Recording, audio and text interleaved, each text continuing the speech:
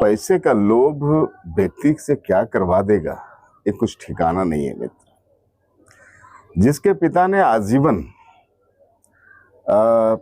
शराब के खिलाफ, दारू के खिलाफ लड़ाई लड़ी, उसका बेटा जब मुख्यमंत्री बनता है, जब सत्ता हाथ में आती है, तो वो कहता है कि सूबे के, राज्य के हर एक गांव में ग्राम सभा करके शराब की दुकानें तय की जाएगी।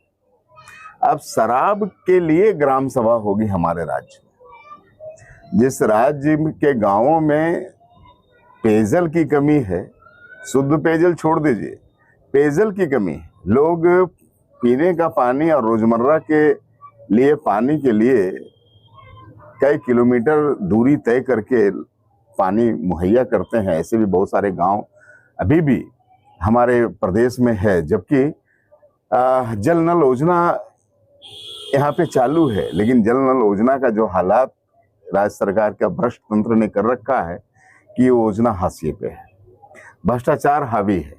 और अब सरकार शराब मुहैया कराने के लिए ग्राम सभा करवा रही है। मैं समझता हूँ कि देश के इतिहास में एक अनूठा प्रयास आदरणीय हेमंत जी का है कि शराब ग्राम सभा, शराब के लिए ग्राम सभा होनी है। जो राज्य के लोग स्वच्छ पानी नहीं पी पा रहे हैं, स्वच्छ पानी मुहैया जिस सरकार ने अपने दूसरे तीसरे कार्यकाल तक नहीं दे पाया है, वो अब शराब नीति पे ग्राम सभा करवाना चाह रही है कि शराब कहाँ पे दुकानें खुलेगी, किसको दुकानें दी जाएगी, इसके लिए ग्राम सभा होनी है। जो राज्य शिक्षा के लिए ग्राम सभाएं करती है, विकास के लिए ग्राम सभाएं करती है, स्वास्थ्य के लिए ग्राम सभाएं करती है, वो राज्य अब शराब के लिए ग्राम सभाएं करेगी। क्योंकि ग्राम सभाओं तो ठप सा पड़ गया है हमारे पंचायती राज में। आप जानते हैं कि कोई काम इस सरकार में है ही नहीं। हमारे जितने भी पंचायती राज प्रतिनिधि हैं, चाहे मुखिया हो, पंचायत समिति हो, जिला परिषद हो, प्रमुख हो, वार्ड सदस्य हो, सभी बेकार हो गए हैं, क्योंकि कोई काम, कोई योजना और कोई आवंटन सरकार उसको दे नहीं पा रही है। अब एक नई चीज सरकार लाई है कि भाई शराब के लिए आप ग्राम सभा करें। ग्राम सभाएं होनी थी बालू के लिए, जो बालू की तस्करी खुलेआम हो रही है और उस बालू से कुछ राजस्व आता ग्राम सभाओं को, तो उसके लिए सरकार कोई नीति नहीं तय कर रही है। लगातार बालू की तस्करी जारी है और आम जनों को बालू की दिक्कत हो रही है। ऊंचे दामों पे अपना ही बालू को खरीदना पड़ रहा है। बालू की तस्करी झारखंड से बिहार हो रही है, लेकिन शराब के लिए सरकार बहुत सीरियस है। हेमंत जी को पता नहीं क्या चढ़ा है कि वो जन जन तक शराब पहुंचा देना चाहते हैं।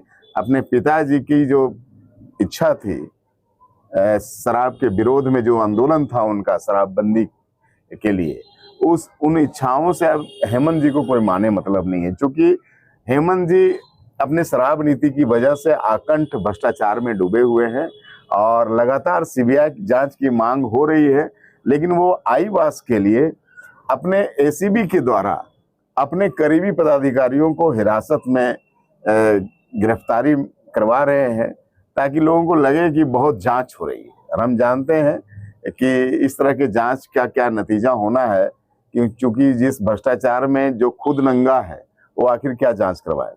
इसलिए हेमंत जी से मैं ये निवेदन करना चाहता हूं कि यदि आपको राज्य की तरक्की की थोड़ी सी भी लगता है कि राज्य की तरक्की हो, तो इन बखेड़ों से बाहर निकलें। सबसे पहले जो आपकी शराब नीति थी और उसमें जो जो दोषी थे 22 में जो अरबों रुपया का घोटाला हुआ है छत्तीसगढ़ के तत्कालीन सरकार के करिंदों से मिलकर के, पहले उसकी सीबीआई जांच आप दें, दोषी पदाधिकारियों को अंदर जाने दें, और फिर जो शराब नीति आप लागू करना चाहते हैं राज्य में, मैं तो आपसे निवेदन करता हूं कि शराब नीति ये लागू करें कि शराब बंदी कर दें राज्य में, या इन्हें गुने काउंटरों पे शराब दें। और मैं समझता हूं कि इस तरह से शराब आप जन जन तक मुहैया कराना चाहते हैं ग्राम सभा करवा करके, तो राज्य में जिस तरह से अपराध चरम पर है, इस अपराध की तो प्रकाष्ठा हो जाएगी। सभी खुलेआम अपराध तो अभी हो ही रहे हैं, लूट, छिनतई और हत्याएं लगातार हो रही है। अब शराब जब जन जन तक पहुंच जाएगा तो पता नहीं क्या दृश्य होगा, कल्पना से परे है हेमंत जी। इसलिए हेमंत जी, निवेदन होगा कि थोड़ा राज्य की भलाई के लिए भी आप सोचें। भारतीय जनता पार्टी आपको शुभकामनाएं देती है। आप बहुमत में हैं तो राज्य को विकास के पथ पे ले जाए। बहुत बहुत धन्यवाद। और ये शराब ग्राम सभा को खत्म करें। शराब ग्राम सभा कहीं से भी इस राज्य के लिए उचित नहीं है।